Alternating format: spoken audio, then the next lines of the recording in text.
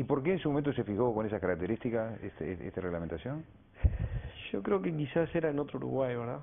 Era en otro Uruguay donde el empleo era más fácil, donde eran otras las condiciones económicas, pero además nunca las pymes y las microempresas, mucho menos, tuvieron una incidencia muy importante en las políticas públicas, ¿verdad? Sin embargo, el otro día escuchaba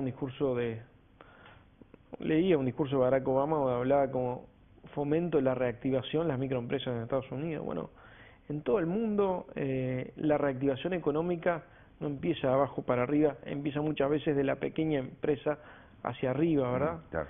Y acá, ojalá el tema de las micro y pequeñas empresas sea un tema que esté inserto positivamente en la campaña electoral. Me refiero a los programas de gobierno, porque bueno, son de los sectores que hay que atender, y cuando digo que hay que atender, hay que tener legislación, estímulos, instrumentos, herramientas para tratar de fortalecerlo y estimularlo. Sí, claramente, a jugar por la cifra que usted maneja, si estamos hablando de industria y comercio, 17.000 empresas, en el sector rural, que hay muchas más, evidentemente el número incluso estaría por encima de ese, ¿no? El sector rural tiene una aportación diferente, el sector rural tiene una aportación diferente, pero sí, hay una cantidad impresionante. El sector servicio hay una cantidad muy importante. Quizá estamos evaluando la posibilidad, se lo planteamos al director Murro, al presidente Murro, de hacer una especie de escala, empezar con un trabajador hasta llegar a los 4, pero el objetivo es que mientras tenga la categoría de microempresa y así esté categorizada por el BPS, bueno, tenga la posibilidad de tener, creo que es de justicia además, ¿verdad? Además de tener el estímulo a la contratación de personal, pero es de justicia para el microempresario, que arriesga, que tiene una actividad económica chiquita, que con esfuerzo contrata una persona, que contrata un segundo, bueno, que se aporta y tiene la obligación de aportar, el aporte no es poco, tenga la posibilidad de tener el beneficio correspondiente. ¿Y qué costo puede tener eso para el Estado? Bueno, en realidad esto tiene, más que un tema previsional, tiene mucho que ver con un tema del Fondo Nacional de Salud, ¿verdad? De la nueva Reforma Nacional de la Salud.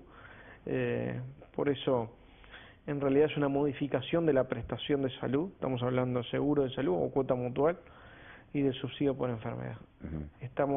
Murro quedó en, más allá de algunos datos que teníamos nosotros, Murro quedó en establecer con los servicios del banco, con impositiva, y en este caso también con salud pública, con la parte económica del Ministerio de Salud Pública, algunos costos vinculados al tema, pero en realidad como el Sistema Nacional de Salud sumó una cantidad de gente que no estaba previsto, esto vendría a compensar de alguna forma porque están aportando por una prestación que hoy no reciben, ¿verdad? Hoy tienen la obligación de aportar, pero no reciben la prestación, o sea, se compensaría bastante con algunos beneficios que el Sistema Nacional de Salud tuvo de gente que se afilió y que en principio las autoridades no tenían previsto. Sí, o aquellos que le aumentó el aporte y en realidad no recibieron nada a cambio, ¿no? Exacto. Que pasó de 3 en el caso individual a 6%, de 4,5 a 6, ¿no? Ahí, claro, se genera una especie de brecha. En principio, entonces, que más allá del año electoral, ¿hay posibilidad de que esto salga Bueno, nosotros lo planteamos antes de Semana Santa al Parlamento. Yo se lo estoy haciendo llegar el día de mañana a las bancadas, a los coordinadores de las bancadas parlamentarias. Se lo presenté también, por supuesto, en mi partido y al candidato que yo apoyo, ya que estamos en franquicias. Seguro. A un chivo podemos pasar, ¿no? Se lo presenté al doctor Lacalle y por supuesto lo apoyó, pero creo que este es un tema que más allá de partidos y de candidatos, tendría que ser un tema en el cual nos tenemos que poner de acuerdo y empujar, ¿verdad? Me pareció importante que el gobierno lo tuviera de primera mano, por eso las gestiones que estamos haciendo.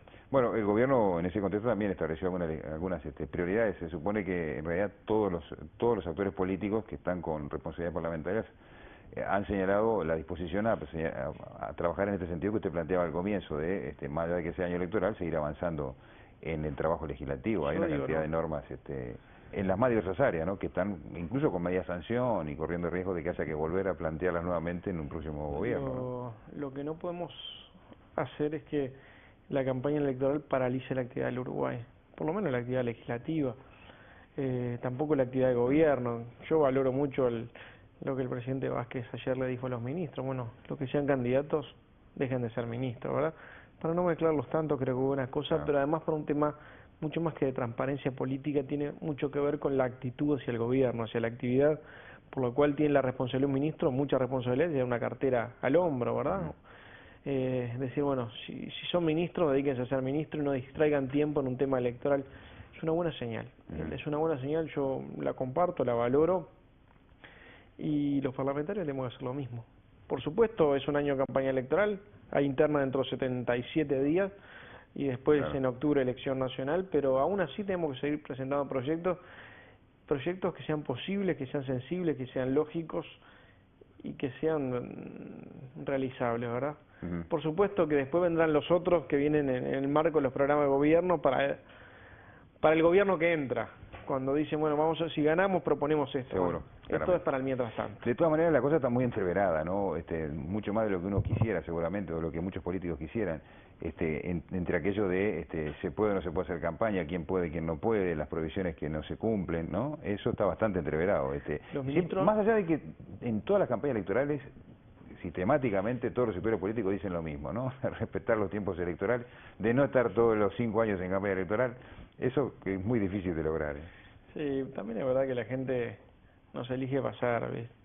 Y no puede vivir de campañas electorales. Está bien, este es un año electoral, están las elecciones internas el 28 de junio, ya está largada la campaña, ya están los candidatos en la cancha, ya las encuestas están dando las preferencias, pero después hay que ir a votar, las estructuras partidarias, 30 días antes empieza la propaganda en los medios masivos de comunicación, pero después de eso viene todo un proceso electoral que empieza en la interna, en octubre la elección nacional, posiblemente en noviembre balotaje, y en mayo elección de municipales en todo el país, ¿verdad? Aún así deberíamos tener siempre la salvaguarda de tener la posibilidad de ir generando cosas, de ir llegando a acuerdos, aunque cada vez cueste más por posicionamientos políticos vinculados a la campaña, pero no todo tiene que ser en la campaña para después de que gane. Si gano hago esto, si gano hago lo otro, si gano vamos a hacer esto. Mientras tanto, ¿qué? Hay muchas cosas que se pueden Mientras tanto, ¿qué? Un año es mucho tiempo en la vida de la gente. Vamos a una pausa, diputado. Gracias. Enseguida volvemos con ustedes.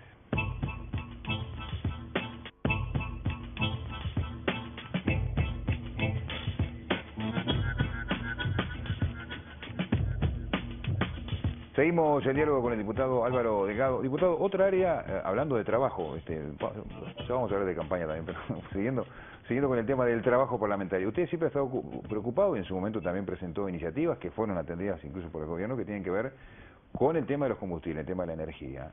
Un tema que, por supuesto, ahora quizá no tanto y nadie se acuerda mucho, ¿no? Porque no tenemos el petróleo a los precios que estuvo hace no muy poco tiempo.